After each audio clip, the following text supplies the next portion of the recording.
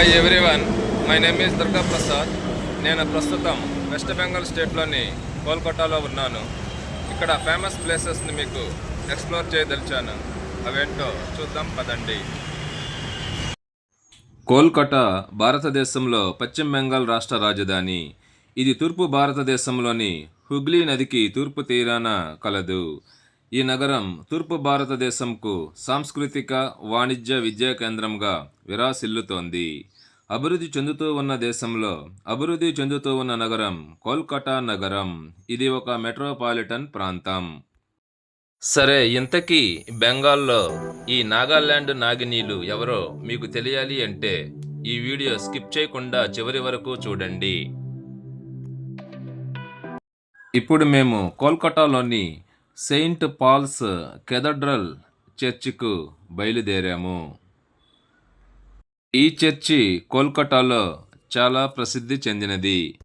Saint Paul's cathedral భారతదేశంలోని పశ్చిమ బెంగాల్లో ఉన్న ఆంగ్లేయ నేపథ్యం కలిగిన చర్చి ఇది.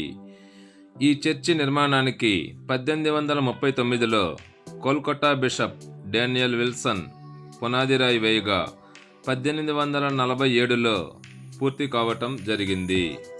ఇటలీలోని రోమ్లో పాత సెయింట్ పీటర్ కేథడ్రల్ ఆకారాన్ని ఈ చర్చి పోలి ఉంది. కేథడ్రల్ అనేది ఒక పవిత్ర స్థలం. ఇది క్రైస్తవ దేవుని సామూహిక ఆరాధన ప్రోత్సహించటానికి మరియు మెరుగుపరచుటకు రూపొందించబడినది. నెపోలియన్ యుద్ధాల సమయంలో అనగా 1793 నుంచి 1815 సంవత్సరాల మధ్య అన్నమాట. అప్పుడు వీరులుగా మారిన ఇద్దరు బ్రిటిషు నాయకులు ఆర్థర్ వెల్లస్లీ, హౌరాసియో నెల్సన్ను ఇక్కడే ఖననం చేశారు.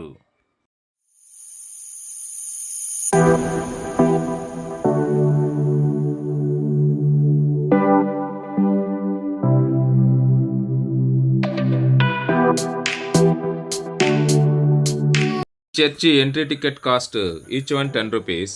ఈ చర్చి ఓపెనింగ్ టైమింగ్స్ మండే నుంచి సాటర్డే వరకు ఉదయం 9 గంటల నుంచి మధ్యాహ్నం 12 గంటల వరకు, తిరిగి 3 నుంచి 6 గంటల వరకు. సండేస్ మాత్రం డే మొత్తం ఓపెన్ చేయబడే ఉండును. మేము చర్చి వద్ద వీడియో షూట్ చేస్తూ ఉండగా అక్కడికి చేరుకున్న ఇద్దరు నాగాలాండ్ అమ్మాయిలతో పరిచయం ఏర్పడింది. కాసేపు మాట్లాడుకున్న తర్వాత వాళ్లతో మేము సెల్ఫీ దిగాము. వాళ్ళు మాతో నాగాలాండ్ వచ్చినప్పుడు తప్పకుండా మీట్ అవ్వండని మాతో చెప్పారు. మరియు నా సబ్స్క్రైబర్స్ అందరికీ వాళ్ళు చెప్పినట్లుగా హాయ్ చెప్పమని మరీ చెప్పారు.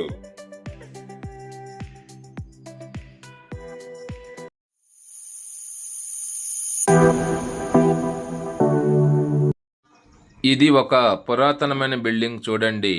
బిల్డింగ్ మీద నుంచి కూడా చెట్లు మొలిచాయి. ఇలాంటి పురాతన బిల్డింగ్స్ మనకు కోల్కతాలో చాలా చోట్ల మనకు దర్శనమిస్తాయి. ఈ బిల్డింగ్ మాకు ఈ చర్చి బ్యాక్ సైడ్కి మేము వెళితే అక్కడ మాకు దర్శనమిచ్చింది.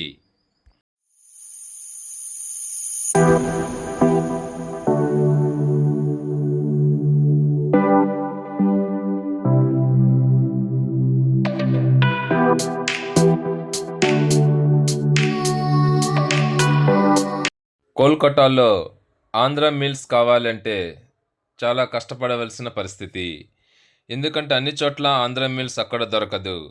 అలాగని అక్కడ వాళ్ళ లోకల్ ఫుడ్ మనము అలవాటు లేకపోవటం వల్ల స్వీకరించలేము. అందువల్ల మేము ఒక ఆటో మాట్లాడుకున్నాము. ఆటోకి 100 రూపీస్ ఇచ్చి ఆంధ్ర మీల్స్ దొరికే ప్లేస్కు తీసుకెళ్ళమని చెప్పాము. అప్పుడు ఆటో అతను ఒక 10 నిమిషాలు జర్నీ చేసి మమ్మల్ని ఒక హోటల్ దగ్గర దింపాడు. అక్కడ యావరేజ్గా ఉంది కానీ ఆంధ్ర మీల్స్, ఇక్కడ మన మీల్స్ లాగా మాత్రం లేదు.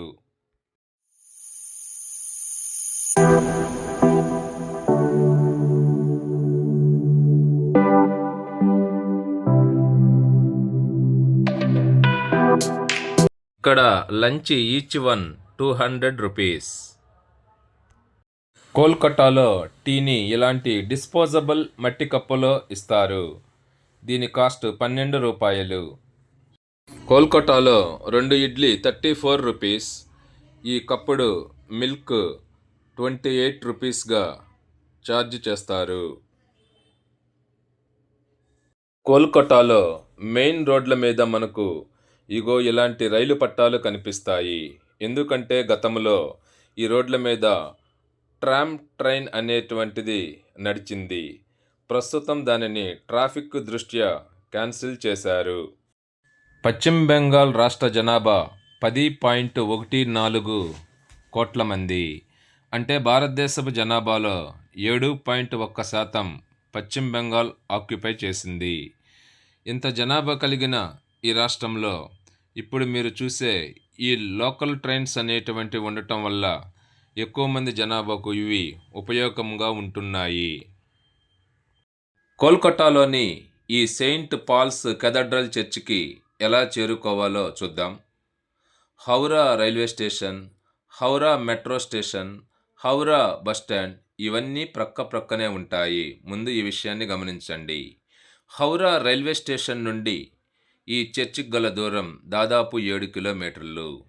హౌరా బస్టాండ్ నుండి బస్సులు అందుబాటులో ఉంటాయి, లేదా ట్రైన్లో వెళ్ళాలంటే మెట్రో ట్రైన్ ఫెసిలిటీ కూడా అందుబాటులో ఉంది. ఈ చర్చికి సమీపంలో గల మెట్రో రైల్వే స్టేషన్ పేరు రవీంద్ర సదన్ మెట్రో స్టేషన్. ఈ చర్చి లోపలికి కెమెరా అలౌ లేదు. అయినా నేను మీకోసం రిస్క్ చేసి కొన్ని బిట్లు తీశాను, వాటిని చూడండి. ఈ వీడియోని ఇంతటితో క్లోజ్ చేస్తున్నాను. Thanks for watching the video.